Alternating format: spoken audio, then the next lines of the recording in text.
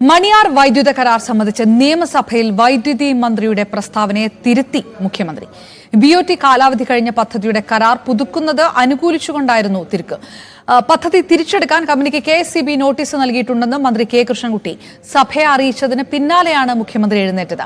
മണിയാർ പദ്ധതിയുടെ കരാർ പുതുക്കുന്നതിൽ വ്യവസായ വൈദ്യുതി വകുപ്പ് മന്ത്രിമാർ തമ്മിൽ ഭിന്നത നിലനിൽക്കുമ്പോഴാണ് മുഖ്യമന്ത്രിയുടെ ഇടപെടൽ.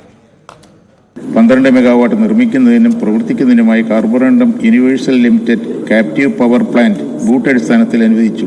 30 വർഷ കാലയളവിന് ശേഷം KSEB ഉടമസ്ഥയിലേക്ക് കൈമാറ്റം ചെയ്യണമെന്നാണ് വ്യവസ്ഥ. കാർബോറണ്ടം യൂണിവേഴ്സിറ്റി ലിമിറ്റഡ് അനുവദിച്ച മണിയാർ ചെറുകിട വൈദ്യുതിയുടെ ബൂട്ട് കാലാവധി ദീർഘിക്കുന്നത് പ്രത്യക്ഷമായി പൊതുമേഖലാ സ്ഥാപന KSEBയിൽ നഷ്ടമുണ്ടാക്കുകയും അത് പരോക്ഷമായി വൈദ്യുതി ചാർജ് വർധനയുടെ പൊതുജനങ്ങളുടെയും ബാധിക്കാനിടയെന്ന് KSEBL റിപ്പോർട്ട് ചെയ്തിട്ടുണ്ട്.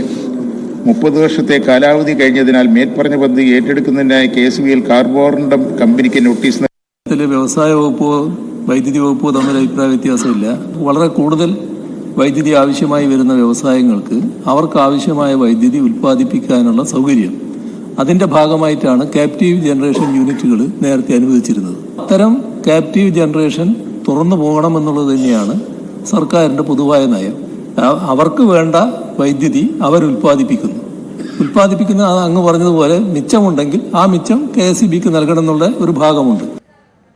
വിവരങ്ങളുമായി VV അരുൺ ചേരുന്നു.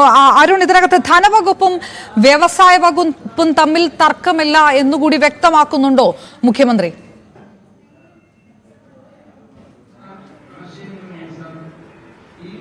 ഏറ്റവും പ്രധാനപ്പെട്ട വിഷയം ഈ മണിയാർ വൈദ്യുതി പദ്ധതിയുമായി ബന്ധപ്പെട്ട രണ്ടഭിപ്രായം നിയമസഭയിൽ ഉയർന്നു എന്നുള്ളതാണ്. അവിടെ മുഖ്യമന്ത്രി പിണറായി വിജയൻ ഒരു അഭിപ്രായം, അതുപോലെ തന്നെ വൈദ്യുതി മന്ത്രി K. കൃഷ്ണൻകുട്ടിക്ക് മറ്റൊരു അഭിപ്രായം. അതായത് മണിയാർ വൈദ്യുത കരാറിൽ വൈദ്യുതി മന്ത്രിയെ നിയമസഭയിൽ പരസ്യമായി തിരുത്തുകയായിരുന്നു മുഖ്യമന്ത്രി പിണറായി വിജയൻ ചെയ്തത്. BOT കാലാവധി കഴിഞ്ഞ പദ്ധതിയുടെ കരാർ പുതുക്കുന്നതിനെ അനുകൂലിച്ചുകൊണ്ടായിരുന്നു മുഖ്യമന്ത്രി സഭയിൽ ഇടപെട്ടത്.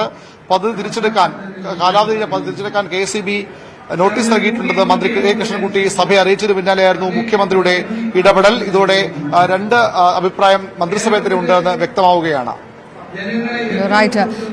ഏതായാലും പ്രതിപക്ഷം ഇതിനകത്ത് എടുത്തിരിക്കുന്ന നിലപാട് കൂടി ഏത് തരത്തിലാണ് അരുൺ? രമേശ് ചെന്നിത്തല സഭയിൽ സബ്മിഷനായിട്ട് ഉന്നയിച്ച വിഷയം, ഈ കാലാവധി കഴിഞ്ഞാൽ പദ്ധതി സർക്കാർ ഏറ്റെടുക്കണമെന്നുള്ള പ്രതിപക്ഷത്തിന്റെ ആവശ്യം. മുഖ്യമന്ത്രിയുടെ പ്രസ്താവനയ്ക്ക് ശേഷം പ്രതിപക്ഷം ഇതേത് നിലപാടിലേക്ക് കൊണ്ടുപോകാനായിരിക്കും സാധ്യത?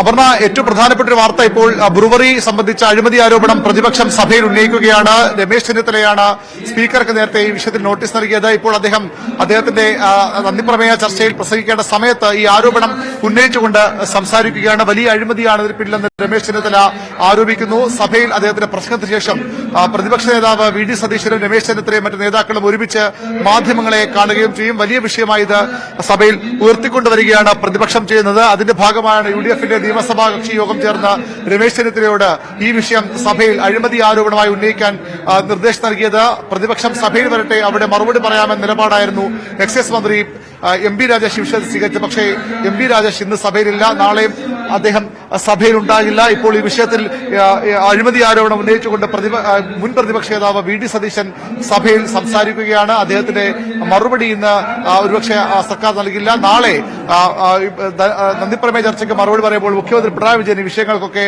മറുപടി പറയാനാണ് സാധ്യത.